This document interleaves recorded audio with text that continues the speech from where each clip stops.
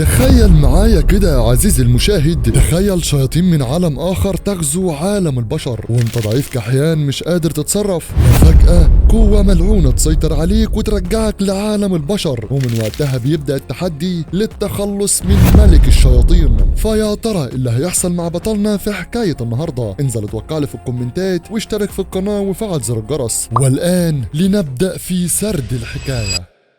قبل 245 سنة من دلوقتي، فجأة سكان القرية بيلاحظوا بوابة غريبة ظهرت في قلب السماء، محدش فاهم ولا عارف هي منين ظهرت، وكل اللي نازل عليهم هي الصدمة والاستغراب من شكل الوحوش اللي بتخرج منها، وحوش شيطانية واللي هتعرف بعد كده بشياطين العالم الأرضي. طبعا سكان القرية والعالم كله ما كانش فاهم اللي حصل، ما عندهمش الوقت ولا القوة اللي يخلوهم يتصرفوا قصاد الشياطين المرعبة، وللسبب ده اتحد جميع محاربي السهول الوسطى كجسد واحد، وعلى طول توجهوا ناحية البوابة للتخلص منها. بس تفتكر ان هم هيقدروا يخلصوا على الشياطين ويمحوا البوابة من الوجود، ولا الشياطين هيكون ليها رأي تاني في الموضوع ده؟ وبالفعل يا صاحبي زي ما توقعت بالظبط، كل البشر اللي وصلوا عند البوابة ماتوا في ثواني معدودة. الشياطين خلصوا عليهم تماما وبيدوا حرفيا عن بقرة ابيهم، وبعد مرور سنة كاملة اتجمع مجموعة من البشر من تاني، وعلى طول بدأ يتوجهوا الى البوابة او الممر الى العالم الاخر، والذي يطلق عليه بوابة السماء. تحالفوا كلهم تحت اسم طائفة واحدة، وكل ده في محاولة منهم للتخلص من جميع الشياطين. وبالفعل بيبدأ القتال بيناتهم، الكل بيهجم على بعضه، بيحاولوا ان هم يدمروا كل الشياطين، ولكن دول اعدادهم مهولة بحجم لا يوصف، وفي اقل من نص شهر تم قتل 90% من جيش الاغضاع. دمرت ساحة المعركة في المريم دمار شامل، والمجموعة اللي اتبقت احياء من البشر دخلوا لعالم الشياطين كمجموعة من العبيد. وبطل قصتنا النهاردة كان واحد منهم، تم اسره هو كمان وانتقل لعالم الشياطين. وبعد مرور 5 أعوام استيقظ بطلنا من جديد، ولكنه ما كانش إنسان عادي، لأ، فهو ما كانش بيقدر يستخدم الفنون القتالية من ساعة ما اتولد، وللسبب ده تم تطويره بأجهزة ومعدات خارجية، وصنف كنوع نادر من الوحوش، وهو ده السبب الوحيد اللي خلاه ينجو ما يكونش طعم للبشر، وأصبح جزء من جيش إخضاع ملك الشياطين. وبعد الحادثة دي عدت سنين كتيرة جدا، فضلت قاتل وحارب مع جيش الشياطين، قتلت ناس كتير بعدد لا يحصى حرفيا، فضلت مستمر بالطريق ده لحد بعد 100 سنة، وكمان ما أصبحتش جندي عادي، لأ، وخلاص تم الاعتراف بمهاراتي وأصبحت نائب قائد الشياطين. أما بعد 120 سنة من تسليم الأوامر بدأت أعرف كل حاجة وأفهم الحقيقة، وبعد 65 سنة من فهم كل حاجة بدأت الثورة اللي كنت بجهز لها من سنين كتيرة قوي. وبعد أسبوع واحد بس من بداية الثورة كل شيء اتدمر حرفيا، الدماء والجثث منتشرين في كل مكان، إلى أن وصلت إلى حاكم الشياطين نفسه. الثورة فشلت تماما، وملك الشياطين بيقف يستهزأ بيه، بيقول له انت محبط جدا يلا، فانت ضحيت بكل اللي عملته السنين اللي فاتت، وكل ده علشان ثوره ملهاش اي 60 لازمه. بيكمل معاه ملك الشياطين وبيقول له ايها النائب، لكن ده بيتعصب جدا، بيقول له ما تنادينيش تاني بهذا اللقب اللعين، اسمي هو سابي جانغا.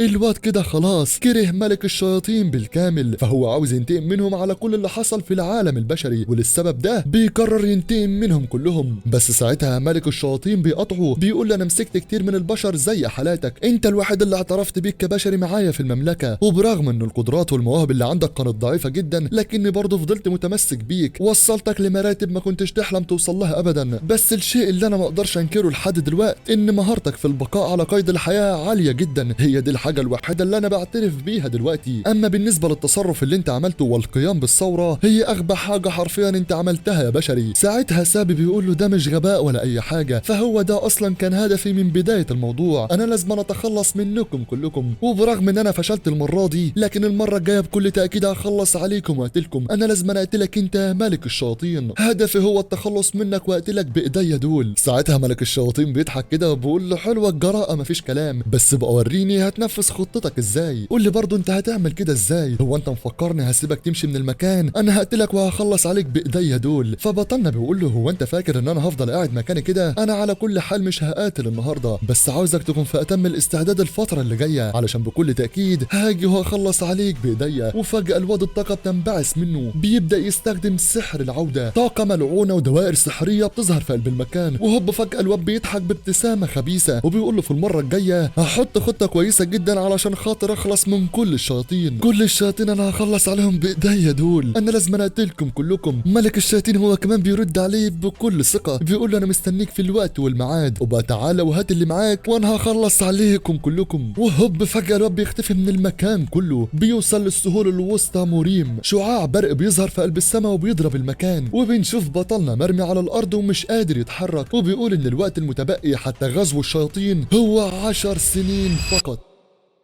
تاني يوم بقى في النهار بنشوف أكاديمية جبل هو، واللي بنعرف إن هي تابعة لتحالف الأرثوذكسي. بنشوف كمان العمال بيبدأوا يصلحوا السطح اللي اتدمر لما البرق نزل امبارح. الاتنين بيتكلموا مع بعض، بيقولوا الحمد لله إن هي جت على قد كده، كويس كمان إن الخاسر اللي ملهوش أي 30 لازمة ده هو الوحيد اللي اتصاب في الضربة اللي حصلت. وبسبب كلامهم ده يا صاحبي بنعرف إن كيم مكروه من الجميع، فبسبب إن هو ما بيقدرش يستخدم قوته الداخلية في القتال الكل بيكرهه، لأن احنا طبعا في عالم كله طاقة وقتالات، فلما ما يكونش عندك أي ذرة قوة فانت بتكون ملعون من الكل حرفيا. اما صاحبنا ده فبيكون مستغرب جدا، بيقول ازاي هو كحيان كده وبالرغم ده هو مشهور قوي. بس على كل حال انا اتمنى ان هو يموت في اسرع وقت ممكن. بعدها بنسيبهم وبنروح لحلبة القتال، بنشوف اتنين واقفين قصاد بعض وكل من في المكان مترقبين للمعركة اللي هتحصل، وبنعرف ان المعركة دي اللي هيقدر يكسب فيها يحصل على وظيفة مساعد المدرب. كل الجنود وكل من في المكان بيكونوا فرحانين جدا، وبنشوف ان المقاتل الاول هو بطلنا سابي جانغ، وخصمه اللي واقف قدامه النهارده علشان ياخد اللقب هو الرمح المقدس الذي لا يقهر مانغ صندوق. ساعتها بنعرف ان ليه المعركه دي او المبارزه بدات اصلا، فكان في طلب متقدم قبل كده علشان نقدر نعرف قدرات مساعد المدرب الحالي، وهو ده السبب اللي خلى المعركه تكون موجوده بين الطرفين، واللي هيكسب هو اللي هيحصل على الوظيفه. الاتنين بيبداوا يستعدوا للمعركه. اللاعب صندوق هو كمان بيبدا يستفز في المقاتل صيب، بيقول له انت كحيان ومالكش اي 30 لازمه، فانت مش بتقدر تستخدم قدراتك الداخليه، بس برغم كده شكلك وهيئتك بيقولوا ان انت عندك حاجه ومخبيها. بس زي ما سمعت امبارح ان في صاعقه قدرت تضربك، وانا قلت ان انت هتاخد الموضوع ده حجه وتتجنب القتال معايا، بس الظاهر كده ان الثقه مقوياك حبتين يا عمنا، فاستعد للي هيحصل فيك النهارده، وما تقلقش برضه من اي حاجه، فانا هخلص عليك في رمشه عين. اما لو عاوز تريح نفسك من كل اللي هيحصل فالاحسن ليك ان انت تستسلم. ساعتها سايب بيبدا يرد عليه، بيقول له كان في مدرب في اكاديميه معينه لفنون القتال ما كانش بيقدر يستخدم الطاقه الداخليه اللي عنده برضه، وللاسف كل ده كان خارج عن الإرادة، لأن هو في الأساس ولد بتلك الصفة، ما كانش في إيده أي حاجة يعملها في الظروف اللي هو اتحط فيها، وكل اللي كان بيشوفه كان بيستخف بيه لأنه قوته حرفيا ضعيفة. سايب بيفضل مكمل كلام واحنا مش فاهمين أي حاجة برضه لسه، وبيقول له في نهاية الأمر ساعتها الواد بيتعصب جدا، بيقول له الكلام اللي أنت بتقوله ده بالظبط، فالسايب بيقول له خلاص خلص الموضوع، أنا كنت مستني الفرصة دي من زمان قوي، أنا عاوزك تستعد دلوقتي علشان هدمرك حرفيا، يلا ابدأ القتال وواجهني. الواد بيتعصب أكتر وبيقول له أنت إزاي تتصرف وتتكلم معايا بالشكل ده، انا هخلص عليك دلوقتي، فانا كنت هسيبك ومش هخلص عليك، بس بعد الكلام اللي انت قلته ده انا مش هرحمك حرفيا، خلاص جه الوقت. بيبدا يستعد وبيحضر قوته في المكان، بيستخدم الشكل الاول لهجوم السور الضاري، بس انت تفتكر ان هو هيخلص عليه؟ ده فجاه الواد بيتفادى الهجوم بكل سلاسه، الواد مصدوم ومش فاهم ازاي ده حصل، هو ازاي قدر يتفادى الهجمه بالسهوله دي. بيجرب يهجم عليه تاني بالشكل الرابع من السور الهائج، بيحاول يستوعب ازاي هو تفادى الهجوم مره تانيه، فما حدش بيقدر يتفادى الهجوم ده مهما حصل. انا فضلت اتدرب عليه لعقود كامله علشان ما حدش يقدر يقف قصادي، لكن هو جه دلوقتي وفي ثواني معدوده قدر يتفادى كل الهجوم، لكن برغم كده انا مش هسيبه، لا بيبدا يستعد وبيهجم عليه بهيئه الشكل الرابع. الواد بيطير لفوق وخلاص نازل عليه بالضربه القاضيه، بس تفتكر ان سايب خلاص هيموت؟ ده بيفضل ثابت مكانه، شويه حركات بالرمح اللي معاه وبيبدا يتفادى الهجوم، مره واحده بيبدا يعمل شعله نار بايده، الواد حرفيا مصدوم ومش مصدق ازاي قدر يعمل كده اصلا، وبوم انفجار مدمر في قلب المكان بيحصل، كل اللي في المكان الصدمه والهلع مسيطرين على وشهم مش مصدقين ازاي ده حصل. وبعد الضربه القاضيه دي نقدر نقول ان المبارزه خلاص انتهت، والمنتصر هو سابي كانغ. في نفس الوقت بيفتكر كل اللي حصل معاه من ساعة ما دخل عالم الشياطين، وبيقول أنا تم جري لعالم الشياطين، قدرت أنجو بطريقة عجيبة لمدة قرون متتالية، وخلال المدة دي كلها عرفت حاجة مهمة جدا، إن السحر عالي المستوى محدش يقدر يميزه عن فنون القتال، وللسبب ده أنا قدرت أستخدمه دلوقتي يا ابن اللعيبة. بعدها بنشوف صندوق مرمي على الأرض ومش قادر يتحرك من اللي حصل فيه. عمنا سابي هو كمان عمال يتريق عليه وبيقول له يا راجل كنت طولت معايا شوية في المعركة، بس على العموم أنت كنت الخصم سهل جدا، اما كل اللي في المكان بقى مصدومين والخوف والهلع مسيطرين عليهم، مش مصدقين ازاي ده حصل. هو مش الشخص ده اصلا ما كانش عنده اي طاقه، ازاي بيقدر يعمل كده؟ حتى الحكام وكبار القاده اللي موجودين في المكان بيقولوا هو ايه اللي حصل بالظبط، هي القوه دي ظهرت منين بالظبط؟ كبير القاده بقى بيقول لهم خلاص خلص الموضوع، الفائز بالمعركه هو المعلم سابي جانغ، فهو طبعا اللي قدر يفوز بالمعركه وفاز في القتال النهارده. ساعتها كبير الحكم بيقول له انا عارف ان انت كسبت المعركه، بس انا مستغرب جدا، انا كنت مفكر ان انت مش هتقدر تستخدم الطاقه الداخليه. فسابي بيقول له فعلا، فكل اللي حصل معاه ده كان حظ بس مش اكتر. فبيرد عليه وبيقول له حظ ازاي يعني؟ فالباب بيرد عليه وبيقول له ان قبل شويه ايام انا كنت ماشي في الغابه كافي خيري شري، فجاه لقيت قدامي اعشاب غريبه المصدر وما اعرفهاش، ولما اكلتها فجاه لقيت نفسي حاسس بطاقه داخليه ملعونه حرفيا، ولحسن الحظ بقى عندي منها طاقه كبيره قوي. ساعتها واحد من اللي قاعدين بيتعصب جدا بيقول له انت ازاي تتكلم بالطريقه دي وتستهزأ بينا؟ هو انت فاكر كده ان انت هتضحك علينا فعلا؟ فالواد بكل برود بيقول له كل ده مش فارق معايا، عاوز تصدق صدق، مش عاوز تصدق ما تصدقش. فالحاكم بيتعصب كده وبيقول له بتقول ايه بالظبط؟ هو انت مستوعب لكلامك ده؟ فسابي بيقول له هو انت فاكر ان انا غشيت في المبارزه دي؟ فهي كانت معركه لمنصب تدريس فنون الرمح، وما فيش اي قاعده واضحه تخليك تستخدم الرمح. بس بيكمل كلام مع نفسه بيقول انا مش فاهم انا ليه بيتم استجوابي بالطريقه دي، ده انا كمان قدرت اكسب المعركه بشكل نزيه. الراجل بيفضل متعصب جدا لما بيشوفه بالبروده دي، وباقي الشيوخ بيقولوا له خلاص اهدى شويه، انت متوتر ومتعصب اكتر من اللازم. فبالفعل بيقول له انت عندك حق، وبيقولوا لسابي هو كمان انت كسبت المعركه فعلا، وبسبب كده احنا نلتزم بالكلام اللي احنا قلناه، وانت اللي هتكون نائب التدريس. فالواد هو كمان بيستغل الموقف وبيقول لهم بما ان انا كسبت في المعركه دي انا عندي طلب صغير جدا عاوز اطلبه. فكبير الشيوخ بيقول له طلب ايه اللي انت عاوزه بالظبط؟ فبيقول لهم انا بطلب دلوقتي رسميا ان انا ادخل اختبار للترقيه الى معلم رسمي. وبعد ما بيقول لهم كده بيبدا يتحرك من المكان كله، وكل ما بيقابل حد بيكونوا مستغربين جدا، هو ده نفس الشخص اللي كان في المعركه النهارده، هو اللي قدر يستخدم قوته بعد سنين من الاستهزاء بيه لعدم استخدام الطاقه الداخليه. بعد كده بنشوف بطلنا في اكاديميه نبع التنين، وبنعرف ان هي واحده من صالات التدريب القتاليه واللي تم انشائها تحت التحالف الارثوذكسي، وسبب الانشاء لمنع المعاناه في عالم الموريم، وهدفهم هو تخريج مقاتلين للانضمام للتحالف لحمايه العالم في المستقبل. وكمان دول بيستقبلوا اطفال تتراوح اعمارهم بين ال 15 وال 18 سنه من اي عشائر او اي طوائف ممكنه، المهم التدريب والقتال وتعلم الفنون القتاليه. واللي بيقوم بالدور ده طبعا هم كبار المعلمين، وبينقسموا الى معلمين مساعدين ومعلمين كبار، والمعلمين المساعدون اشبه بمساعدين اكتر منهم معلمين. ساعتها سابي بيكون وصل عند باب مقفول، ولما بيجرب يفتح الباب فجاه بيلاقي واحد بيكلمه بيقول له انت ازاي قدرت تعملها؟ ازاي فجاه كده قدرت تستخدم الطاقه الداخليه؟ ساعتها بنعرف ان هو ده ماستر جان بايك رئيس جناح الاستشفاء في اكاديميه نبع التنين، فهو كمان مش معلم، لا ده هو طبيب يعتني بالمرضى. في اللحظه دي سابي بيرد عليه وبيقول له انا قلت بالفعل ان هو كان حظ بس مش اكتر. فبايك بيتعصب عليه اكتر وبيقول له كل اللي انت بتقوله ده هراء ملهوش اي 60 لازمه، انت عارف ان انا عالجتك لوقت طويل جدا، ومن اليوم اللي انا عرفت ان انت مش هتقدر تستخدم الطاقه الداخليه اللي عندك جربت عليك كل التجارب العلاجيه علشان خاطر اخليك تستخدمها، ولكن لو هي حاجه قدرت تصلحها بالسهوله دي ده بيدل على حاجه واحده بس، ان انا طبيب ملهوش اي 60 لازمه في الحياه. بيبدا يعيط كمان وبيكون حزين جدا وبيقول له انا عارف قد ايه الكل كان بيكرهك، كمان بيفضل يتاسف له بيقول له انا اسف على كل حاجه عملتها معاك، اسف ان انا ما قدرتش اخليك تستخدم قوتك الداخليه في وقت من الاوقات. سابي في الوقت ده بيتكلم مع نفسه بيقول هيفضل زي ما هو الطبيب بايك، فهو ما اتغيرش ابدا طول المده دي كلها. وبنعرف ان قبل 15 سنه من دلوقتي ان الطبيب بايك هو اللي قدر يدخل وسط النار وانقذ طفل يحتضر، وكان هو برضه نفس الشخص اللي انتهى به الامر بفقدان حياته، وكل ده لان هو كان بيحاول ينقذ الناس من قلب النيران. لكن المره دي انا هكون حريص جدا ان هو مش هيموت ولا هيحصل له اي حاجه. بيبدا يمسك ايده وبيقول له خلاص مش لازم تلوم نفسك على كل حاجه حصلت، الاهم دلوقتي انا عاوزك تثق من نفسك ومن كل تصرفاتك، انا هحل كل المشاكل من الان فصاعد.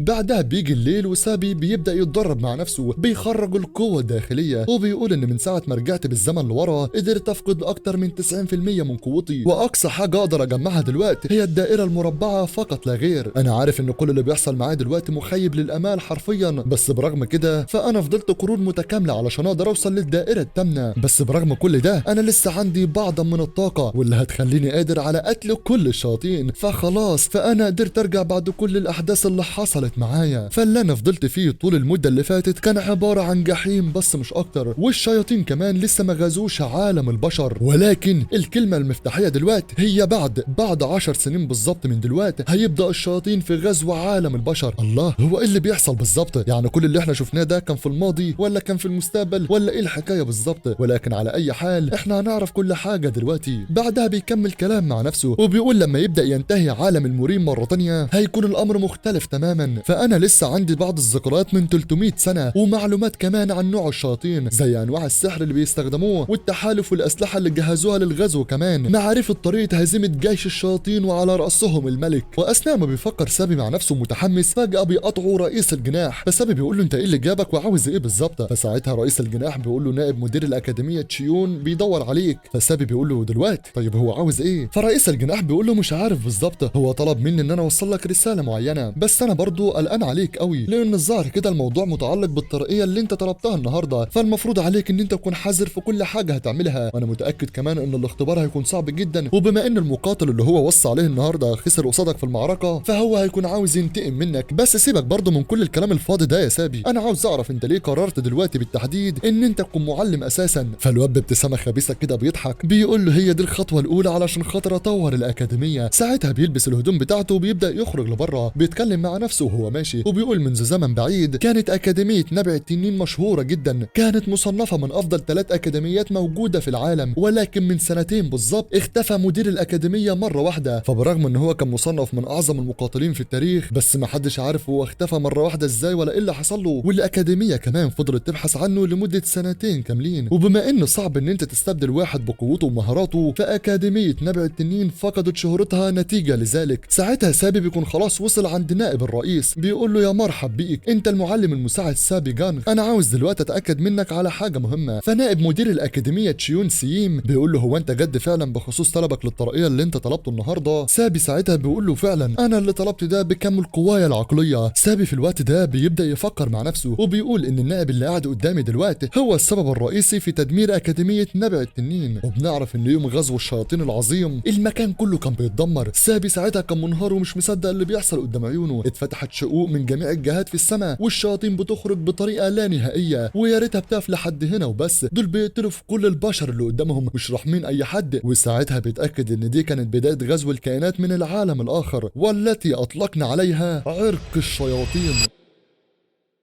اما تلاميذ اكاديميه نبع التنين الشباب تم قتلهم بطريقه وحشيه على ايد الشياطين. وفي اليوم المشؤوم ده شفت المعلم تشيون بيهرب هو وباقي كبار الحكام، جمعوا الفلوس والذهب وكل حاجه في المكان، هربوا وسابوا الاكاديميه تولع باللي فيها. انا مش فاهم ازاي هم عملوا كده اصلا، ولو فضل النائب موجود في المكان هو واللي معاه وفعل نظام الدفاع اكيد اليوم كان هيعدي بكل سهوله، بس هو هرب وساب الدنيا تضرب تقلب. انا لسه فاكر كل حاجه كانها حصلت قدام عينيا امبارح، مش قادر اشيل اصوات الناس اللي كانت بتصرخ والطلاب اللي في المكان، ولكن كل ده ما حصلش لسه، فهو كان في المستقبل بس مش اكتر. لكن برغم كل ده انا عمري ما هنسى اللي حصل في اليوم المشؤوم ده. سابي بيبدا يتجاهل كل حاجه حصلت وبيقول انا عرفت ان انت طلبتني يا نائب المدير، فده بيقول له بالفعل فانا هعرفك عن الاختبار لتكون معلما كبيرا، والاختبار هو مهاجمه معقل ليله الشياطين. فالواد بيستغرب كده بيقول له معقل ليله الشياطين؟ هو انت قصدك قطاع الطرق في الجبل اللي ورانا في المكان؟ فنائب الاكاديميه بيقول له بالفعل هو ده الاختبار، انا عاوزك تروح لهناك وتقتلهم وتخلص عليهم كلهم. وبنعرف ان معقل ليلة الشياطين ده هم مجموعة من قطاع الطرق وسكنهم الحالي هو الجبل المقدس القديم واللي قريب جدا من اكاديمية نبع التنين. وبسبب التقارير الكتيرة عنهم اليومين دول ان هم بيعملوا اضرار كتير في المكان صدر امر طارئ ان لازم يتم التخلص منهم جميعا، وده علشان يتم حماية المدنيين واهل القرية بالكامل. سابي بيسمع الكلام وبيقول له خلاص تمام قشطة، بس برضه انا عندي سؤال صغير، هو كل ده ايه علاقته بان انا طلبت ان انا اكون معلم؟ فنائب مدير الاكاديمية بيقول له بالطبع. نائب الرئيس بيقول له بالطبع. فكل ده يتعلق بأبسط متطلبات المعلم، وبيقول له جميع المعلمين الكبار في الأكاديمية بيعتبرون أسيادا في الفنون القتالية، وبنعرف إن ده معلم تقنية السيف الكبير سيف البرق تشيون سيم يونغ نائب الرئيس، ومنهم معلم تقنيات السيف الكبير سيف النمر الطاغي والذي يدعى ديونغ بو، وكلهم معترف بهم رسميا من قبل التحالف. ومنهم معلمين تقنية الرماية وكلهم حققوا إنجازات عظيمة مثل التخلص على قائد فنون الشياطين الشريرة او القضاء على قطاع الطرق. فالسابي بيسيبهم ويمشي، بيقول لهم خلاص خلاص انا فهمت كل حاجه، بس عرفوني انا هيكون قدامي وقت قد ايه علشان اخلص المهمه دي. نائب الرئيس بيبدا يتعصب اكتر، بيقول له انت شخص مغرور، ازاي تتصرف بالوقاحه بتاعتك دي؟ واحد منهم بيقول لهم خلاص خلاص سيبوه، انت قدامك اسبوعين بالظبط لازم انت تخلص المهمه خلالهم، ولو اتاخرت اليوم واحد هتفقد فرصتك في الترقيه الى ما لا نهايه. فالواد بيضحك كده وبيقول لهم اسبوعين خلاص اتفقنا، بس انا احب اقول لكم ان انا هرجع بعد 3 ايام بس. بيعصبهم ويخليهم يتجنوا اكتر واكتر من الاول. واحد من اللي موجودين بيتكلم بصوت عالي بيقول لنائب الاكاديميه هو انت فعلا هتسيب المغرور ده ينفذ المهمه؟ هتسيبه يترقى لرتبه معلم؟ فبيقول له سيبه سيبه، انا واثق ان هو مش هيقدر ينجح في المهمه دي، انا مش عايزك تكون قلقان من اي حاجه ايها المعلم ديونغ. فالمعلم المسكين الصغير سابي مش هيرجع من هناك مهما يعمل. فبيستغربوا كده وبيقولوا له مش هيرجع؟ هو انت تقصد ايه بالكلام ده؟ اما على الجانب الاخر سابي بيجري بكل سرعته متوجه لمكان الجبل علشان يخلص على قطاع الطرق. بيتكلم مع نفسه بيقول تشيون سيم انا عارف ان انت واخد كداب مالكش اي 60 لازمه، بس انا عاوزك تكون حاطط في حسبانك ان انت عمرك ما هتقدر تتخلص مني ابدا. وفي خلال الوقت ده بيقدر يوصل لمعقل ليله الشياطين. بيعرفنا كمان ان الفتره اللي هو فيها دلوقتي هي الفتره اللي اشتهر فيها تحالف الغابه الخضراء بالشهره، والناس طبعا ما كانوش يعرفوا عنهم كل حاجه، وحاليا هم مش منظمه كبيره، هو لكن الحقيقه هو سيد فنون قتاليه من اعلى المستويات، سيد معقل ليله الشياطين والذي يلقب بالشيطان اغوغو. فهو مش مجرد قائد عصابه عاديه، ده حتى كبار القاده اللي موجودين في التحالف بيقولوا ان هو كان قائد لطائفه تانية تدعى بتحطيم السماء. والناس بتقول ان قبل سنين بعيده تم قتله على يد بعض الخونه، لكنه في نهايه الامر قدر ينقذ نفسه من كل اللي حصل، وبسبب وحشيه انتقامه حتى المريم غير الارثوذكسي وضع مكافاه كبيره جدا اللي يقدر يخلص عليه، وفضل مختفي فتره كبيره جدا من الزمن لكنه رجع مره تانية. فالتاني بيرد عليه وبيقول له بس المهم دلوقتي هو انت ازاي عرفت كل حاجه بالطريقه دي؟ فنائب الرئيس بيقول له وانت ليه مهتم يعني؟ كبر دماغك من كل حاجه، الاهم دلوقتي هو ازاي سابي هيقدر ينقذ نفسه. فزي ما احنا شفنا هو قدر يستخدم قدراته الداخليه في نهايه المعركه اللي فاتت، فانا متوقع ان هو كان بيخفي القدرات والمهارات اللي عنده، لكن الاختبار اللي هو داخله دلوقتي هو عمره ما هيكون زي الاختبار التاني ابدا، فهي مبارزه حقيقيه من اعلى المستويات، وانا متاكد ان هو مش هيرجع على قيد الحياه.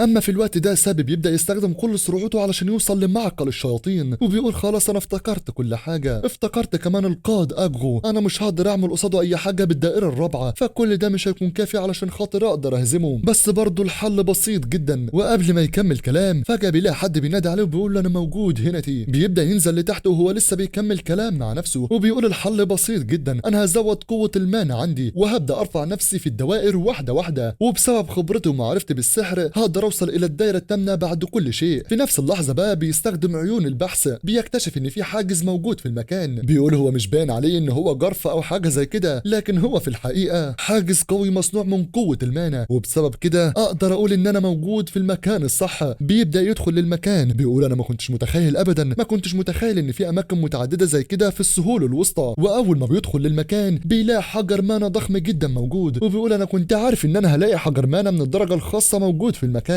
فالشياطين كائنات ذكيه من عالم اخر بتغزو وبتسيطر على ابعاد اخرى بشكل متكرر، وكل ده اصبح ممكن بسبب تقنيه السفر بين الابعاد. ولكن برغم كل ده ففي عيب قاتل واحد بس في عمليه المرور عبر بوابه الابعاد، الوقت المستغرق للكائن الحي بيختلف كتير جدا عن الكائنات الغير حيه، وحتى الشياطين ما قدروش يصلحوا المشكله دي. وفي نهايه الامر هو ده الحل اللي قدر يوصلوا له. فمن الاساس العوالم اللي هم خططوا علشان خاطر يغزوها زرعوا كل المعدات اللي يحتاجوها نتيجه سفرهم للمستقبل، وحجر المانا اللي موجود دلوقتي هو مصدر قوتهم، فهو بشكل مستمر عامل زي البطاريه كده وبيعيد شحن طاقتهم الداخليه. ولكن برغم كل ده فهو عديم الفايده لشخص من السهول الوسطى، وده لان هم مش هيقدروا يستخدموا حجر المانا او قوه المانا. سابي ساعتها بيحاول يمسك حجر المانا علشان خاطر يوقف قوته، بس فجاه قوه وشعاع كبير جدا بيخرج في المكان بيدمره. وبنشوف كمان ان قطاع الطرق بدأوا يظهروا في المكان واحد تلو الاخر، وبيقولوا لسيد المعقل هو انت مش ملاحظ ان في حاجه غير طبيعيه بتحصل في المكان؟ بس القائد كده بكل عصبيه بيقول له انت بتقول ايه بالظبط؟ هو انت فاكر ان انا ارتكبت خطا؟ الاب بيقول له لا لا لا انا ما قلتش اي حاجه وما اقصدش. فالقائد بعيون حمراء وشريره بيقول له اسكت خالص، انا عاوزك تبحث وانت ساكت وما اسمعش منك ولا كلمه، انا حسيت بانفجار الطاقه في المكان. بس بيقطعوا في اللحظه دي بطلنا. سابي بيقول له ان الخاسرين اللي زيك مش هيعرفوا اي حاجه ابدا، وكمان انا عرفت ان انت فعلا سيد فنون قتاليه من اعلى المستويات، كنت واثق من قوتك يا سيد معقل ليله الشياطين. فالراجل بيبص له كده وبيقول له هو انت مين بالظبط؟ سابي بيقول له انا معلم من اكاديميه نبع التنين.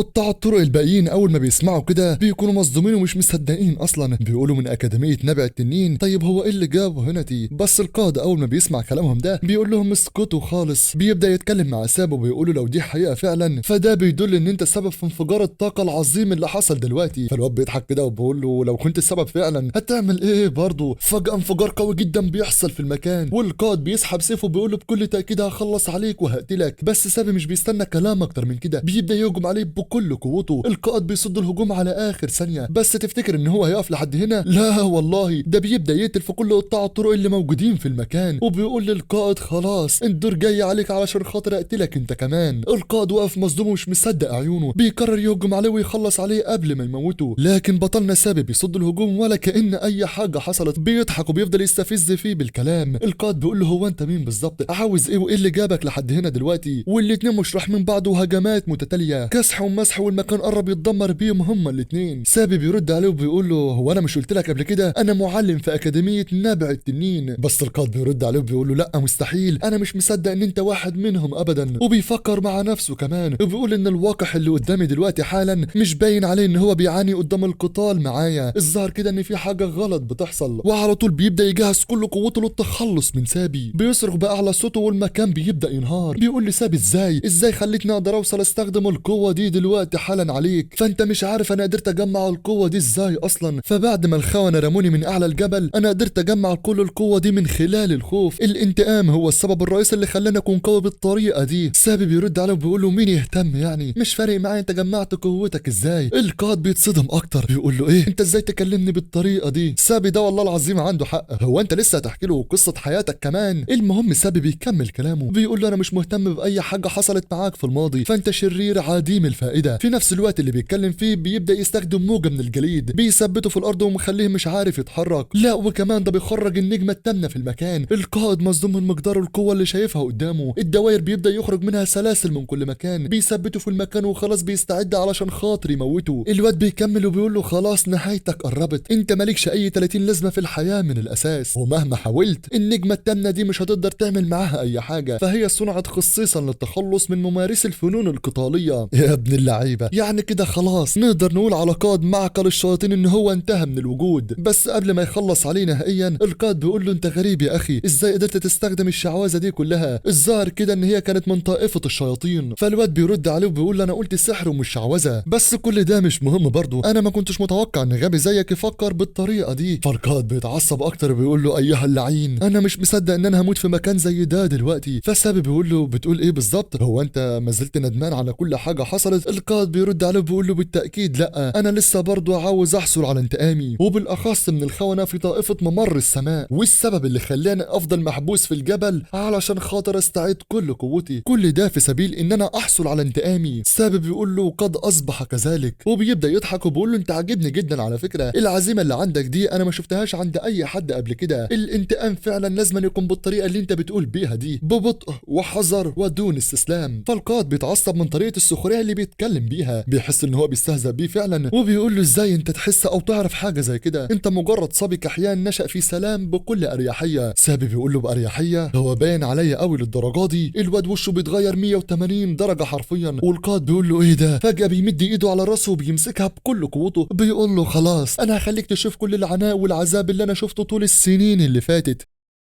بعدها بنشوف القائد مرعوب جدا، وده لان سابي قدر ينقل له جميع الذكريات، كل حاجه شافها في عالم الشياطين قدر ينقلها له لداخل عقله. وبالفعل القائد بيشوف كل الشياطين والبوابه اللي ظهرت، بيقول هو ايه اللي بيحصل بالظبط وازاي الشياطين دي وصلت لعالم البشر. ده غير كده وكمان بيشوف البشر اللي تم اسرهم في عالم الشياطين، التجارب اللا انسانيه اللي قدروا يعملوها عليهم. وفوق كل ده ملك الشياطين بنفسه بيظهر. قائد معقل الليل مش بيقدر يستحمل اكتر من كده، بيصرخ باعلى صوته بيقول هو في ايه بالظبط؟ ازاي كل ده دخل لدماغي؟ وسابي هو كمان بيبدا يتكلم، بيقول له انت شايف ايه دلوقتي؟ عاجبك الوضع واللي حصل في عالم البشر؟ ولكن ساعتها القائد بيقع في الارض، بيكون منهار بسبب اللي حصل في عالم البشر من الشياطين. بيفضل يترجى في سابي، بيقول له اقتلني وخلص عليا، فانا مش هستحمل اشوف العذاب ده في ارض الواقع، يلا ارجوك دلوقتي خلص عليا واقتلني. وبالفعل سابي بيبدا يجهز علشان خاطر يخلص عليه، بيمسك السيف وبوم ضربه قويه جدا بتفصل راسه عن جسمه. وبعد ما بيخلص باب بيرجع لقصر نبع التنين، واول ما بيدخل للمكان نائب الرئيس بيكون مصدوم جدا، فهو مش مصدق ان سابي قدر يخلص على اغو واللي كان يصنف ان هو من اقوى المقاتلين في العالم. بيقول له انت عملتها ازاي قدرت تقتله وتخلص عليه بالسهوله دي؟ فالواد بكل ثقه كده وبيقول له ايه رايك، انا كنت عارف ان انت مش هتصدقني لو جبت لك السيف، علشان خاطر كده فصلت راسه عن جسمه وجبتها لك معايا، بس الاهم دلوقتي انا عاوز اعرف لو كده خلاص تم اعتمادي كمعلم رسمي في جناح نبع التنين. وتاني يوم بقى بنروح للاجتماع مع نائب الرئيس وباقي كبار الحكام، مش مصدقين كل اللي حصل، وبيقولوا ان سابي ده كان مجرد مساعد معلم، وفي خلال وقت قصير بس قدر يكون معلم رسميا. انا مش فاهم ازاي قدر يعمل اصلا كده ويوصل للمرحله دي. فمعلم الرمايه امبيوك بيبدا يتكلم هو كمان، بيسال نائب الرئيس وبيقول له هو ازاي قدر يخلص على قائد قطاع الطرق. فالقائد اخو كان مصنف من اقوى المقاتلين زي ما احنا عارفين. فالقائد بيقول له بالفعل انا ما كنتش مصدق اي حاجه هو قالها، وعلشان كده رحت لمكان الجريمه اللي حصلت، واول ما وصلت لهناك شفت الجثث بتاع قطاع الطرق مرميه في كل حته، ولكن الغريب في الموضوع ان هو قدر يخلص عليهم كلهم بضربه واحده بس. فازاي اصلا هو قدر يعمل كده؟ فهو في الاساس كان معلم رماح. فالمعلم ديونج بيقول له هو انت متاكد من كل كلامك ده؟ انت كده قصدك ان هو كان بيخفي كل مهاراته الداخليه وكمان مهارته في السيف؟ الظاهر كده ان في ملعوب احنا لسه مش عارفينه، وكل من في المكان بيختلفوا على حجم القوه اللي عند سابي دلوقتي. ولما صوتهم بيبدا يعلى واحد ورا التاني نائب الرئيس بيبدا يتكلم، بيقول لهم خلاص خلص الموضوع، ويبدا كمان يفكر مع نفسه في الموضوع اللي حصل. بيقول ان دي حاجه مستحيل العقل يصدقها من الاساس. فالقائد اغو كان من المستويات الرفيعه في المعارك والقتالات، وانا بنفسي شفت مهاراته وقوته في المعارك. ده غير كده وكمان هو سلم نفسه الى تحالف الارثوذكسي، ودلوقتي في خلال نص يوم واحد بس الاقي واحد ملهوش اي 30 لازمه زي سابي بيقدر يخلص عليه ويقتله، ومش لوحده كمان ده قتل معاه كمان كل اتباعه. فكل اللي حصل ده مستحيل يكون اللي عمله سابي لوحدي، اكيد في حد تاني ساعده واحنا لسه ما نعرفش هو مين. وعلشان خاطر كده انا هبدا تحقيقات في كل الاحداث اللي حصلت. وبيبدا يسال واحد من اللي موجودين، بيقول له انت لسه عندك تواصل مع وحده ظل الاشباح؟ فبيقول له ايوه، هو انت بتفكر في ايه بالظبط؟ ولو بتسال مين هم وحده ظل الاشباح يا صديقي، احب اعرفك ان هم من اقوى منظمات الاستخبارات في عالم الموريم، فهم عباره عن جماعه سيئه السمعه بيقدروا ينفذوا اي مهمه طالما خلاص هتدفع لهم فلوس. فنائب الرئيس بيبدا يتكلم وبيقول له لازم انت تتواصل معاهم، امرهم يبداوا تحقيق على طول في جميع المعلومات والتحركات المتعلقه بسابي. اما باقي المعلمين اللي في المكان بيسالوا نائب الرئيس وبيقولوا له هو انت ناوي فعلا تعينه كمعلم رسمي؟ فده بيقول لهم ما تقلقوش من اي حاجه، انا عندي خطه كويسه قوي ما تخرش الميه. وبيبدا يديهم اللفافه اللي فيها الاوامر، وبيكون موجود فيها قائمه بكل المهمات اللي سابي المفروض ينفذها. والواد اول ما بيشوفها بياخد صدمه عمره، بيقول له زي ما توقعت منك بالظبط يا سيدي، انا كنت متاكد ان انت هيكون عندك خطه لكل حاجه هتحصل. فنائب الرئيس بياخد ثقه في نفسه كده وبيقول له اكيد يعني. بيكملوا بيقولوا له بالفعل يا نائب الرئيس، فهو شخص كحيان ملهوش اي 60 لازمه، وبسبب الضغط وكتر المهمات اللي هنعملها عليه ممكن يسيب منصب المعلم نهائيا. فنائب الرئيس بيقول لهم بالظبط انتوا كده فهمتوا كل حاجه. وعلى الجانب الاخر بنشوف سابي بيكون واقف ومعاه نفس اللفافه، بيعرف كل المهمات وكل حاجه وصلت له هو كمان. وعلى عكس المتوقع من سابي فهو ما كانش متضايق ولا اي حاجه حصلت معاه بسبب المهمات اللي قدر يحصل عليها، فكل ده بالنسبه له حاجه تافهه ملهاش اي 60 لازمه. بيبدا يفكر كمان مع نفسه وبيقول ان العجائز اللي موجودين في الحكم حاليا مفكرين نفسهم اذكى منه وهيقدروا يطلعوني من منصب المعلم، بس دول اصلا ما يعرفوش اللي فيها من الاساس. انا ناوي اخلص عليهم كلهم وامحيهم من الوجود. فاليوم اللي انا عرفت فيه ان عنده قوه العوده بالزمن فكرت في مئات من الالاف والاحتمالات ايه اللي المفروض اعمله بالظبط للاستعداد لغزو الشياطين لعالم البشر. فالعدو هو جيش ضخم جدا قدر يحتل ابعاد لا حصر لها، وفي النهايه في حدود ما اقدرش اعديها بسبب قوتي الخاصه، والطريقه الوحيده علشان اقدر اتصدى لكل ده هي تجهيز جيش لمحاربه جيش الشياطين. ولكنه مش هيكون جيش عادي من مغامرين، ده لازم يكون جيش متدرب بالكامل، نخبه مجهزه بكل انواع السحر او فنون القتال والمعارك الاستراتيجيه. ومن بين طلاب السنه الاولى في جناح ينابع التنين كان في مجموعه من الطلاب اطلق عليهم المشاكلون، بس برغم اللقب اللي اطلق عليهم ده فمهاراتهم في القتال كانت مذهله حرفيا، وبسبب شخصيتهم المنحرفه ودعم عائلتهم ما كانش في اي حد بيقدر يلمسهم ولا يهتم لامرهم او اي حاجه بيعملوها. وعلشان كده نائب الرئيس وجميع الحكام خلى سابي يتولى مهمه تدريب هؤلاء الاطفال. وعلى غير المتوقع واللي ما حدش يقدر يتخيله، اثناء غزو الشياطين لعالم البشر كان موجود بطلين قدروا يثبتوا نفسهم عليهم قدام الكل. واحد منهم كان سيد مطلق قدر يوصل في اواخر سن العشرينات الى مستوى عالم التحول، وقدر يقود تحالف مقاومة الشياطين، وده بعد ما وحد الناجين من تحالف الأورثوذكس ويضيف عليهم كمان الفصيل المظلم. والأمل الأخير لعالم الموريم زعيم التحالف السيف السماوي. أما الشخص الثاني قدر يشكل وحدة حرب عصابات متخصصة في الاستطلاع والاغتيال وتحرك كالشبح، وقدر لوحده يقتل أكبر عدد ممكن من الشياطين. زيد على كده إن هو كان عبقري في الرماية. أيوة يا صاحبي، هو الرامي السماوي قاتل الشياطين. في الوقت ده سابي بيرحب بيهم كلهم، بيقول أنا تشرفت بيكم، ومن النهاردة أنا هكون المعلم الخاص بيكم.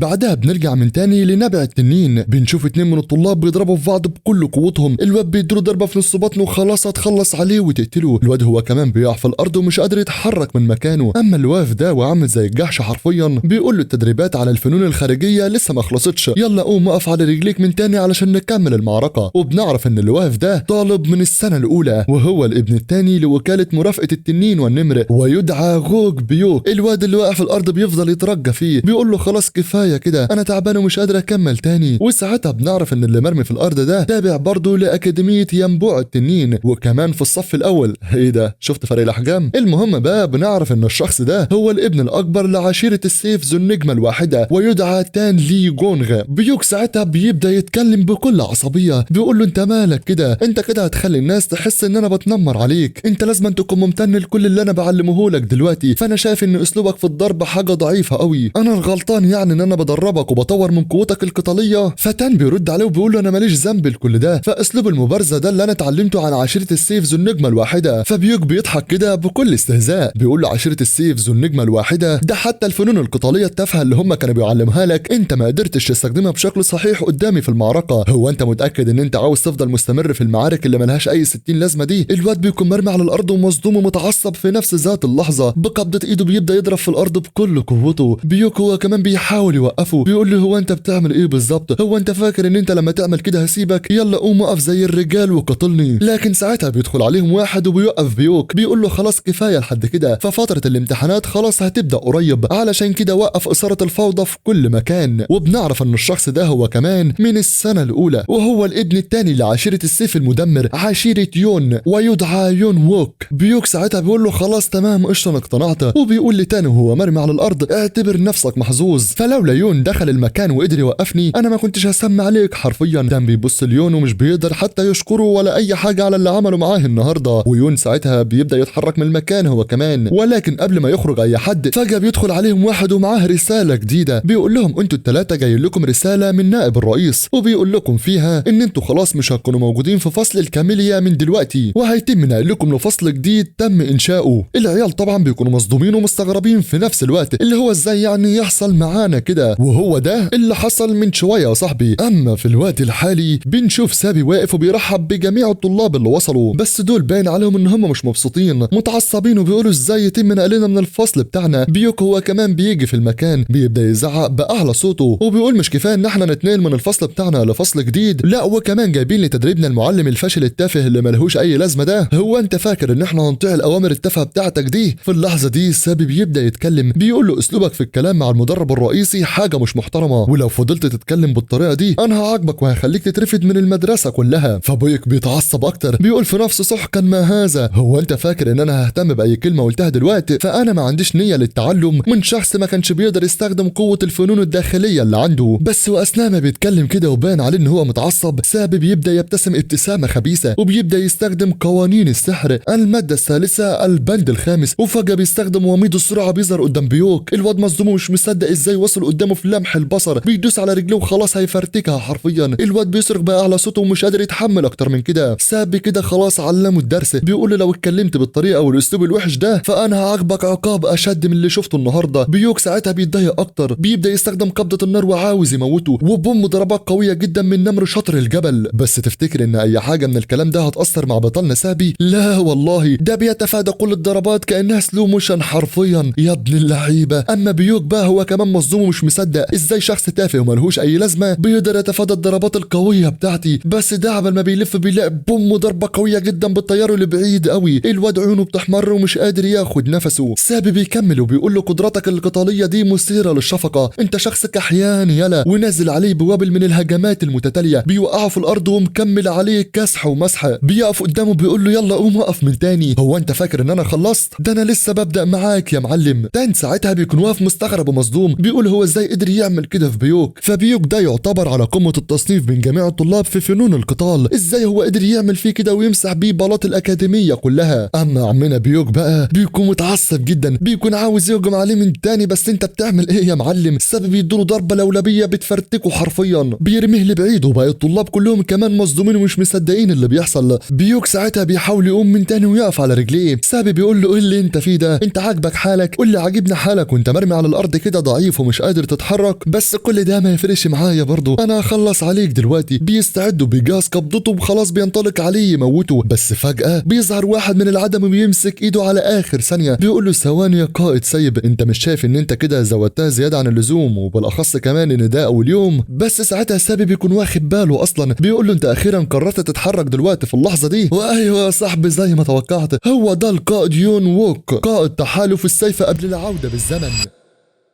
بعدها بنرجع بالزمن شوية لورا، وزي ما عرفنا ان هو ده الطالب يون من السنة الاولى في فصل الكاميليا، وهو الابن الثاني لعشيرة يون سيف الدمار، وهي احد العشائر المرموقة في السهول الوسطى. ومن ساعة ما كان لسه طفل صغير تم الاعتراف بيه كواحد عبقري داخل العشيرة في الفنون القتالية، وحتى بين كل الطلاب الجدد اللي انضموا لينبوع التنين اظهر مهاراته الطاغية، كانت موهبته جبارة حرفيا. حتى اكاديمية ينبوع التنين نفسه ما قدرتش تحتوي مقدار القوة اللي عند الطفل الصغير ده، ولما وصل لسن ال20 قدر يحقق انجاز محدش قدر يوصل له في التاريخ قبل كده، وهو الوصول لذروة فنون القتال العليا. لا وكمان صنف من افضل 10 اساتذة فنون قتال في التحالف الارثوذكسي، وكان من المفترض ان هو يعيش حياة حلوة وجميلة. فكل ده طبعا كان هيحصل لو الامور فضلت ماشية زي ما هي، ولكن كل ده انتهى واتبخر حرفيا. وده لما بوابة الشياطين اتفتحت في قلب السماء، الشياطين بدأت تخرج من كل مكان، ظهروا ودمروا كل حاجة حرفيا. ومن بداية المرحلة الاولى لغزو الشياطين قدر يشارك في معارك اكتر من اي شخص موجود، ولكن سرعان ما الاحوال اتغيرت تماما، واصبحت عشيرة يون هدف اساسي للتدمير من قبل الشياطين. وبالفعل تمت ابادتها بالكامل عن بقرة ابيهم، وتم ذبح جميع افراد العشيرة بالكامل بطريقة وحشية. هو الوحيد اللي فضل عايش على وجه الارض، ومع كل ده فهو برضه ما وقعش في اليأس والاكتئاب والكلام الفاضي ده، لا ده فضل متماسك وبدأ يمشي في جميع اماكن السهول الوسطى، خاض معارك لا تحصى ضد الشياطين، قدر يجمع كل الناجين وشكل قوة تحالف حرفيا محدش يقدر يدمرها. وحتى في اصعب الاوضاع اللي هو كان تعبان فيها والدنيا بتتدمر من كل مكان قدر يقود كل اللي موجودين من الناجين، دخل في معركة مدمرة حرفيا قصاد جيش الشياطين. فانا ما زلت فاكر كل اللي حصل، كان دايما بيتقدم في الصفوف الامامية في كل معركة، محدش كان بيقدر يوقفه من اعطى الشياطين. حتى جميع وحوش الشياطين الهائلة الطائرة في السماء ما كانتش بتقدر تصمد لمدة ثانية واحدة بس. فاللي قدامهم ده ما كانش شخص عادي، لا ده كان شيطان على هيئة انسان بشري. اما في الوقت الحالي فهو ما زال طفل ابن عائلة نبيلة متغطرس من احد العشائر العريقة. بيكمل ساعتها سابي كلامه وبيقول له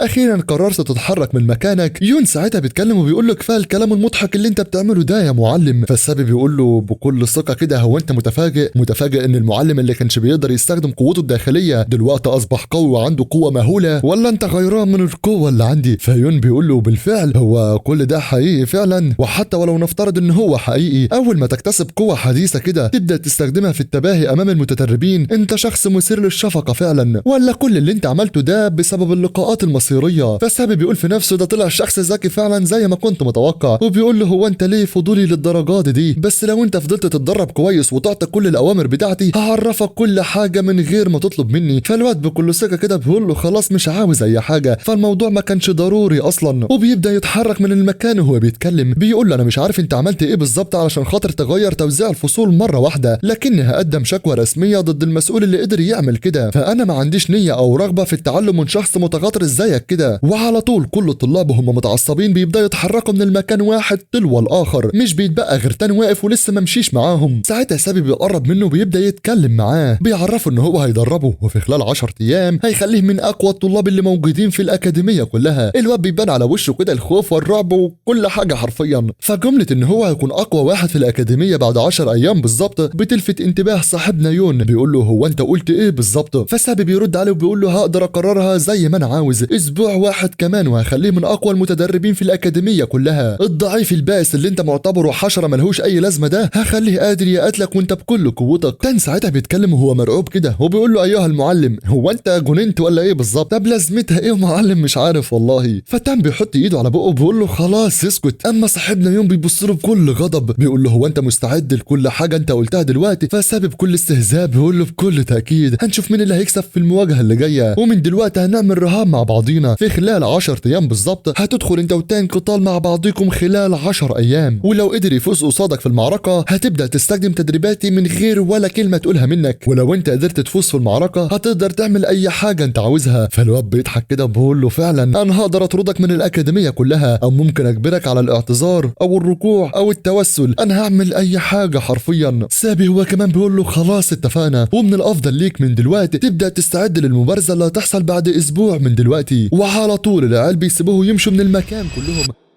اما صاحبنا تان بيكون مجنون حرفيا، بيقول له ازاي تعمل حاجه زي كده؟ انا كحيان وضعيف ومش هقدر اعمل اي حاجه، ايه اللي انت عملته دلوقتي؟ فسابي بيقول له بص لنفسك والطاقه بتنفجر منك. بس ده اصلا مش بيستنى ثانيه، بيمسك فيه وبيبدا يعيط وبيصرخ باعلى صوته. سابي بيقول له سيبني وهشرح لك كل حاجه دلوقتي. بس ده مش مبطل وعامل زي الطفل الصغير. بيقول له ليه حطيتني في الموقف ده؟ انا مش هقدر اعمل اي حاجه وهيتمسح بيا بلاط الاكاديميه كلها. فسابي على طول بيرميها على طول دراعه بيقول له ابعد عني بقى، انا زهقت منك. وخلاص كده درس النهارده يعتبر اتلغي، وكل الطلاب يقدروا يستريحوا ويمشوا من المكان. فالعيال بيبداوا يمشوا واحد ورا التاني وهم مستغربين جدا، بيقولوا هو اليوم الدراسي لسه بدا علشان يكون عندنا اجازه اصلا؟ مش بيتبقى غير صاحبنا تاني ومرمي على الارض. والسابي بيكلمه وبيقول له يا عم انت ليه مصعب الموضوع كده؟ انت كل اللي عليك ان انت تكسب، انا مش عارف ليه انت فارض على نفسك الخساره. فساعتها الواد بيبدا يشرح له اللي حصل معاه، وبيقول له ان اول نزال علني ليا بعد الالتحاق بالاكاديميه دخلت في قتال قصاد غوك بيوك، لكني خسرت خساره حمقاء حرفيا، ومن الوقت ده وهو بيعذبني كل يوم. ولك ان تتخيل ان بيوك اللي هو قدر يهزني ده وانا ما قدرتش اعمل معاه اي حاجه، الطالب يون هو كمان دخل قصاده في معركه هزمه شر هزيمه حرفيا والواد ما قدرش يلمسه. فانا مش فاهم ازاي هقدر اخلص عليه او ادخل معاه في قتال او نزال او اي حاجه، ده حتى بدون دعم العشيره بتاعته ليه. فموهبته القتاليه وحدها فريده من نوعها حرفيا، فاللي قدامك دلوقتي ده فيون يعتبر شخص نادر الوجود. فتان اول ما بيسمع منه الكلام ده بيقول له هو انت مجنون يا عم ولا ايه بالظبط؟ طيب لما انت عارف كل الكلام ده كله ليه ورطتني دلوقتي في قتال انا مش قده ولا هقدر اعمل فيه اي حاجه؟ فالسابي بيضحك كده بكل غطرسه وبيقول له انت اقوى منه، فانت اقوى منه يا تان، فانت قبل الرجوع بالزمن كنت تلقب بالقناص الماهر قاتل الشياطين. بعدها بقى الواد بيبدا يتكلم معاه بيقول له لو نفترض فعلا ان انا مش هقدر اعمل اي حاجه بسبب انتقالي او اي حاجه حصلت معايا، ليه دلوقتي انا مجبر اخش قتال انا مش عاوز ادخله؟ فالسابي بيقول له انت شخص غبي جدا فعلا، فانت ازاي لحد دلوقتي لسه ما فهمتش اي حاجه؟ فانا بعمل كل ده لسبب معين، انت لازم تنتصر في تلك المبارزه، وده علشان اقدر اثبت قدراتي التدريبيه. تان ساعتها بيتعصب وبيقول له الله وانا مالي يا ليمبي؟ هو علشان تثبت وجهه نظرك ومهاراتك في التدريب تلبسني انا في حيطه؟ انا مالي يا عم. بس فجاه سابي بيضحك ضحكه شريره وبيقول له الانتقام، تصدق نسيت ان انت شيطان اصلا؟ فالواد ساعتها بيقول له انا اسف جدا هنفذ لك كل اللي انت عاوزه. ووسط ما الواد مصدوم ومش مصدق منظر سابي واقف قدامه بيقول له هو مش انت دايما كنت بتتعرض للضرب والتنمر على ايد الضخم الكبير بيوك؟ مش حاسس ان انت عاوز تنتقم منه وتاخد حقك بعد اللي عمله فيك؟ فالواد بيستغرب كده وبيقول له هو انت ازاي عرفت كل الحاجات دي؟ بس مش بيعرفه اي حاجه وبيكمل كلامه بيقول له هو انت ما حسيتش بالحماس او بالفرحه لما انا كنت نازل فيه ضرب؟ فبكل تاكيد الموضوع بالنسبه لك كان في اعلى درجات الفرحه، ولا اللي ظهر عليك ده ما كانتش فرحه وكانت غضب؟ لان انت ما كنتش قادر تنفذ انتقامك بنفسك، وانت قلتها بنفسك حتى بيوك ما يقدرش يلمس شعرايه واحده بس من يون. ولكن ايه الوضع لو اصبحت قوي علشان تقدر تهزم الاتنين شر هزيمه؟ هتقدر تنتقم منهم وتحس بلذه الانتصار. رايك ايه دلوقتي في الخطه بتاعتي؟ مش حاسس ان الموضوع ده هيكون مسلي بالنسبه لك وهتحقق انتصاراتك الداخليه؟ تان ساعتها بيفكر مع نفسه بيبدا يتكلم وبيقول له لو فعلا اصبحت قوي زي ما انت ما بتقول هقدر انفذها. فالسبب بيقول له بكل تاكيد. تان بيقول له بس كل ده ملوش اي علاقه بغوك بيوك، انا كل اللي عاوزه بكل بساطه هو ان انا ازود قوتي من الوضع الحالي اللي انا موجود فيه. فطبعا سابي بيعجبه الكلام وبيبدا يبتسم ابتسامه شريره جدا، وبالفعل على طول بيبدا وبيبداوا تدريبات. والسابي بيقول له دلوقتي هنختبر مستواك القتالي في الوقت الحالي، انا عاوزك دلوقتي تتخيل ان انت دخلت قتال قصاديون، وريني كل المهارات وكل الحركات اللي انت بتقدر تستخدمها. وفعلا الواد مش بيكذب خبر، بيبدا ضرب في كل الدمى اللي قدامه يمين في شمال، باين عليه ان هو قوي ولكن محتاج شويه تدريبات. الواد بيكون باين عليه التعب من كتر التمرين، ولكن سابي بيفضل يشجع فيه، بيقول له استمر كمل تدريبات وضرب يمين في شمال. فجاه الواد بيحس بشعور غريب جدا وبيقع على الارض مرمي.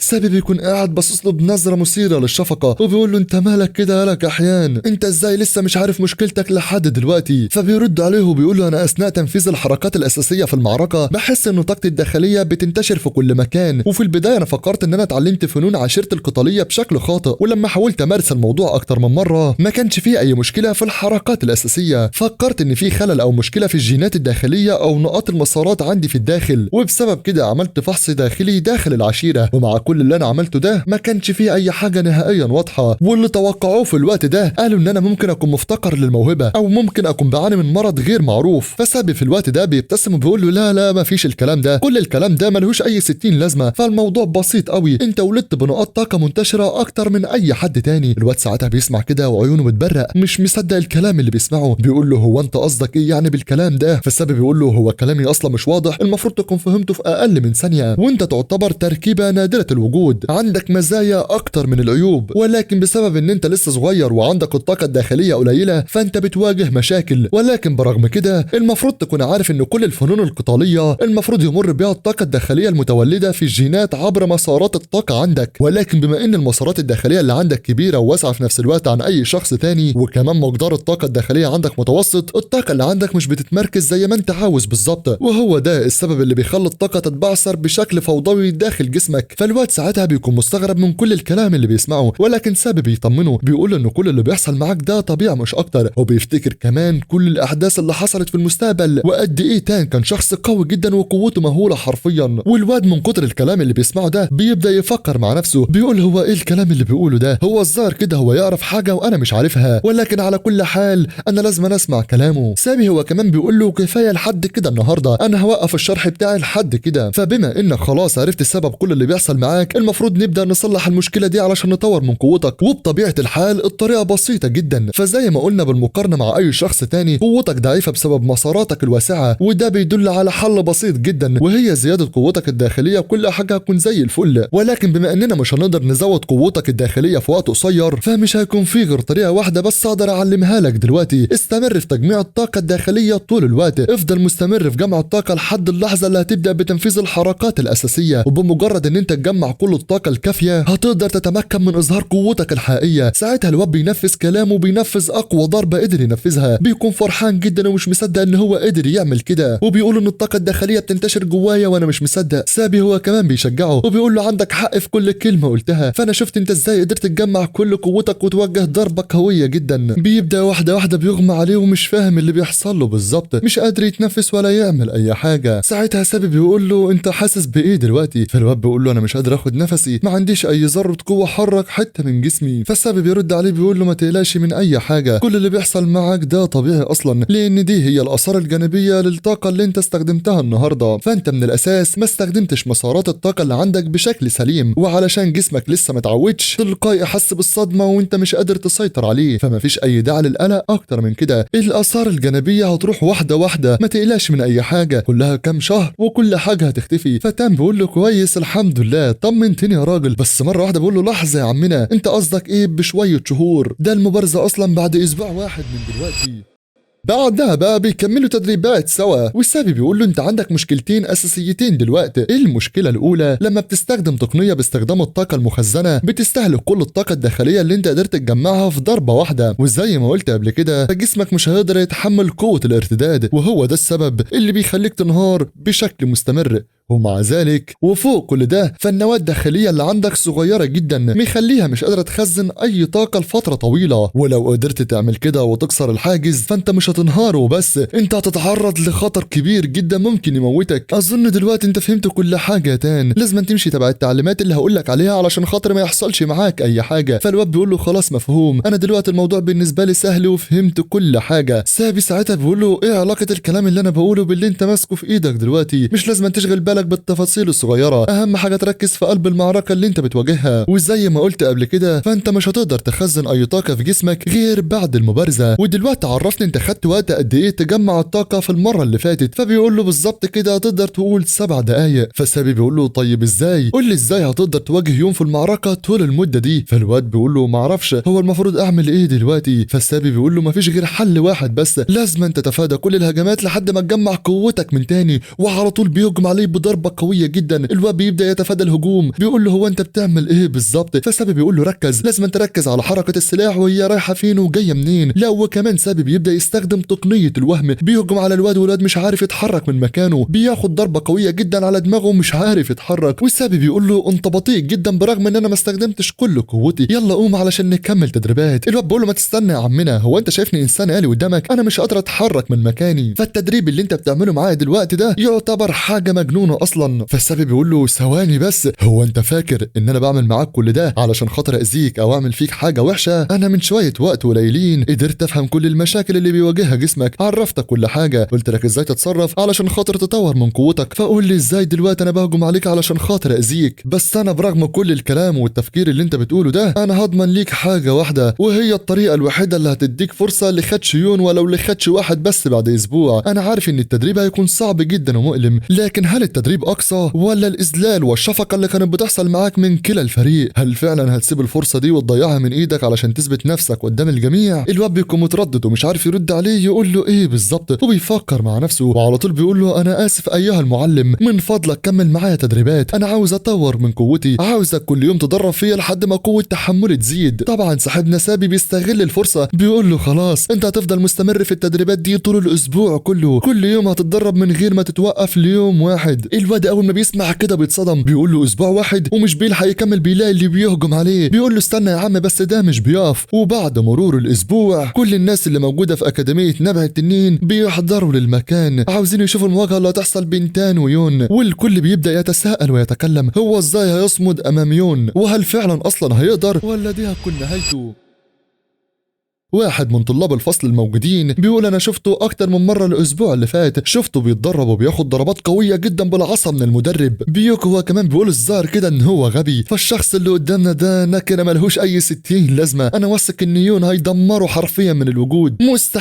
مستحيل واحد جبان زي تان ده يعمل اي حاجه قصاد يون. في نفس الوقت سابي بيشوف الحضور الجامح في المكان، ويون بيبدا يوجه له كلام وبيقول له انا عرفتك قبل كده ان انا مش عاوز اي حاجه، لكن في الوقت الراهن انا عاوز احط الشرط الاول بتاعي. فالسابي بيقول له مش مشكله عرفني ايه هو. فالواد بيرد عليه وبيقول له لو كسبت لازم انت توعدني ان انت هتمشي من الاكاديميه كلها بنفسك، فانا مش عاوز اضيع وقت بالطريقه دي مره تانية. فالسابي بيقول له خلاص اتفقنا، لو الطالب بتاعي خسر مش هتلاقي ليا اثر في المكان. وفي نفس الوقت كمان بيفكروا بالشرط بتاعه، بيقول له لو الطالب تان كسب انت لازم تحضر كل الدروس والتدريبات معايا من غير ما تنطق ولا كلمه، مش لازم تعترض. فالواد بيقول له بكل تاكيد انا فاكر كل حاجه. فجاه سابي بيضحك ابتسامه خبيثه جدا وبيقول له انت مش حاسس ان في خطأ في الحسابات بتاعتك؟ فالشخص اللي المفروض تركز عليه مش هو انا، المفروض تركز على تان لي جونغ واقف قدامك في ساحه المبارزه. الاتنين بيقفوا قصاد بعض وبيبداوا يستعدوا للمعركه، وبنعرف كمان ان اي حد ممكن يفوز لو احد الطرفين تم الاستسلام او اي حد منهم فقد الوعي او كمان لو وقع منه السلاح بالغلط. بالاضافه ان اي ضربات قاتله او مهدده للحياه ممنوعه تماما. وفي الحاله دي بحكمي انا سابي الحاكم الرئيسي في النهائي هصدر على طول الحكم لو اي حاجه زي كده حصلت. والان لتبدا المعركه. وبالفعل الاتنين بيبداوا يخرجوا السيوف الخشبيه بتاعتهم، بيستعدوا شكلها كده هتكون معركه من نار. فجاه قبل ما يتحرك بيلاقي اللي هجم عليه وقطع دراعه نهائيا. الواد بيقع على الارض وهو مصدوم، مش مصدق اللي حصل، شايف دراعه طاير قدامه في السماء ومش عارف يعمل اي حاجه. بس تفتكر ان ده حقيقه يا صاحبي؟ لا والله، ده الواد بيبدا يتوقع اللي هيحصل معاه من غير ما يعمل اي حاجه. يا اخي خضتنا الله يحرقك، انا قلت المعركه خلصت من قبل ما تبدا. اما صاحبنا يون بقى بيبدا يستفز فيه بالكلام ويتريق عليه، بيقول له انت وافقت تخش معايا في مبارزه، بس برغم ثقتك ودخولك المبارزه انت واقف دلوقتي خايف لا اخلص عليك واقتلك. فتان هو كمان مش بيهتم لكلامه، بيفكر في اللي شافه من شويه واللي تخيله. بيقول اللي انا شفته ده بيدل على حاجه واحده بس، ان نيه يون قاتله، ولو جات له الفرصه ان هو يقطع دراعي او يعمل فيا اي حاجه وحشه هيعملها بدون اي تردد، وانا كمان مش هقدر اعمل معاه اي حاجه، ما عنديش عنديش فرصة حتى كمان علشان اصد ضرباته. بيفضل يتخيل ويفكر في كل حاجة قصاد بيوك ويون. بيكمل وبيقول شخص ضعيف وبائس زيي مش هيقدر يهزم اي حد من الاتنين بعد اسبوع واحد من التدريبات. بس في لحظة توهانه وتخيله دي بيشوف المعلم سابي واقف قدامه بتنبعث منه القوة بطريقة مهولة. كده خلاص يا معلم، ما عندكش اي خيار تاني غير الفوز، والا تان ساعتها بياخد باله من كل اللي بيحصل من حواليه. بيبدأ يركز مع نفسه وبيقول اللي انا عاوزه دلوقتي هو تزويد قوتي واكون شخص مثالي. ففي الاسبوع اللي فات قررت ان انا عاوز اكون اقوى من كده. بس قبل ما يكمل كلام مع نفسه فجأة بيلاقي يون بيقول له انت شخص احمق، انا اديتك فرصة للنجاة من المعركة دي بس انت شخص غبي. بيجري عليه بكل قوته وخلاص هيفرتك دراعه، لكن الواد فجأة بيقدر يصد الضربة. يا ابن اللعيبة، يون مصدوم ومش مصدق ازاي قدر يعمل كده. بيقول مستحيل، الواد قوته اتطورت. وتان هو كمان بيقول كويس ان انا قدرت اصد الضربة، انا ما كنتش متوقع ان انا اعمل كده، بس في المقابل الطاقة الداخلية كلها اللي انا جمعتها خلاص انتشرت في جسمي كله. اما يون بعد الضربة دي بيبدأ يستخدم تقنية السيف الاول، تنين السماء القاطع الاسمي، هيجان التنين الهائج. الواد مصدوم من قوة الضربة، ولكن على غير المتوقع بيقدر يصد الضربة برشاقة عالية قوي. وكل اللي في المكان والطلاب مصدومين ازاي الواد الكحيان اللي كان معانا طول السنين اللي فاتت بيتفادى ضربة بالقوة دي. وعلى طول يون مش بييأس بعد كل اللي حصل، بيبدأ يستخدم تقنية السيف الاسامي القاطع للسماء، التقنية الثالثة، قطع انياب التنين المزدوجة، وبوم ضربة قوية جدا. بس في اقل من ثانيه الواد بياخد باله من كل حاجه. ايوه هي دي نفس التقنيه اللي كان بيستخدمها عليا المعلم في التدريبات. وعلى طول بحكم ان هو افتكر كل حاجه بيطير لفوق ويتفادى الهجمه. يا ابن اللعيبه، يون مصدوم ومش مصدق اللي بيحصل في المكان. اما تان بيكون مصدوم هو كمان من قوته اللي ظهرت مره واحده، مش بيلحق يستنى وبيلاقي اللي بيهجم عليه مره تانية. بس ده بيفضل يتفادى الهجمات يمين في شمال. يون هجماته سريعه ودقيقه في نفس الوقت، بس هو ده المتوقع. فاللي واقف قدامي دلوقتي ده مش شخص عادي، لا وكمان التقنيات اللي بيستخدمها دي من اقوى سيف موجود من عشائر السهول الوسطى. ولكن ده مش معناه ان انا مش هقدر اتفادى الهجوم. انا مش فاهم ليه بالظبط ليه تقنيه السيف اللي بيستخدمها قدامي دي هي نفس تقنيه السيف اللي كان بيستخدمها قدام المعلم لمده اسبوع كامل. يون ساعتها بيبدا يرجع لورا علشان يدرس الموقف كويس. بس انت تفتكر ان الوضع هيعدي بالسهوله دي؟ ده كل الطلاب وكل الحضور في المكان مستغربين ومصدومين في نفس الوقت، بيقولوا احنا مش مصدقين ازاي تاني الشاب الضعيف الكحيان بيتفادى ضربات وكل حركات يون الاسطوره. ازاي ده بيحصل؟ احنا مش مصدقين عيوننا، حتى الواد تان نفسه مش مصدق ازاي انا قوتي زادت بالطريقه دي. اما عمنا يون بقى بيقول انا لازم اعترف بحاجه كويس قوي، انت اتعلمت حاجات كتيره جدا في خلال الاسبوع اللي فات، فانا كمان مش عارف انت ازاي عرفت تقنيه السيف الاسامي القاطع للسماء. بس الاهم لازم تستعد للي هيحصل فيك دلوقتي. بيبدا يستخدم سيفه بطريقه غريبه جدا، فجاه اعصار بطاقه زرقاء بيخرج من السيف. ايوه هي دي قوه تقنيه سيف الاسامي القاطع للسماء، التقنيه الثالثه. بيكمل وبيقول لو قدرت تتفادى الهجوم ده انا خلاص اعترف بهزيمتي كلها. حتى بيوك هو كمان مستغرب قوي، بيقول انا مش عارف ايه هي تقنيه السيف اللي ظهرت مره واحده دي، بس على كل حال دي هتكون نهايه المعركه. اما عمنا تام بقى لسه واقف ومش فاهم اي حاجه، بيقول هو راح فين؟ ومع اختفاء يون من المكان بتخلص الحلقه بتاعت النهارده. فيا ترى هو يون اختفى وراح على فين بالظبط؟ وهل تان هيقدر يصد ضربته وخلاص يكسب المعركه، ولا ايه اللي هيحصل بالظبط؟ فانزل اتوقع اللي هيحصل بالظبط يا صاحبي في الكومنتات. ولو عاوز الجزء الجديد في اسرع وقت قول لي يلا بسرعه وهتلاقيه موجود في اسرع وقت. واهم حاجه دعمك يا صاحبي، اشترك في القناه وفعل زر الجرس علشان يوصلك بكل فيديو اشعار. ويلا اشوفك على خير وفي امان الله، سلام.